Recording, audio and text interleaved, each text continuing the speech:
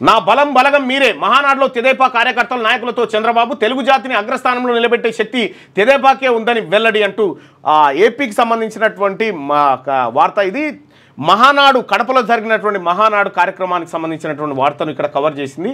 అక్కడ కొన్ని కీలకమైనటువంటి వ్యాఖ్యలను చంద్రబాబు గారు చేశారు. దాని పర్యావసనం ఎలా ఉంది, ఆయన ఏం ఆలోచిస్తున్నారు అనేది శనార్థి తెలంగాణలో చూద్దాం.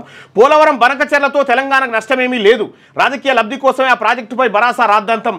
తక్కువ ఖర్చుతో ఎక్కువ ఆయకట్టుకు నీరందించే ప్రాజెక్టులపై దృష్టి పెట్టాలి. తెలంగాణలో వ్యవసాయ సాగునీటి రంగాలపై తెదేపా మహానాడులో తీర్మానం చేసిరట.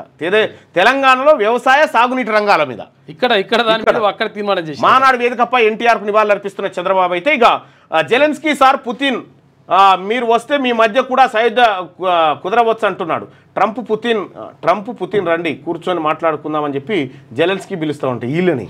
బాగానే ఉంది కదా ఇది. రైట్గా ఒకసారి ఇది ఈనాడులో ఉన్నటువంటి వార్తలు. ఇక నెక్స్ట్ వెలుగు దినపత్రికలో ఉన్నటువంటి వార్తల్ని చూద్దాం.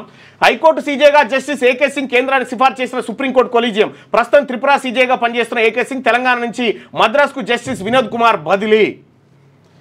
తెలంగాణ హైకోర్టు ప్రధాన న్యాయమూర్తిగా జస్టిస్ అపరేష్ కుమార్ సింగ్ ను నియమించాలని సుప్రీంకోర్టు కొలీజియం ప్రతిపాదించినటువంటి వార్తను మనం ఇక్కడ వెలుగు దినపత్రికలో చూస్తే ఇక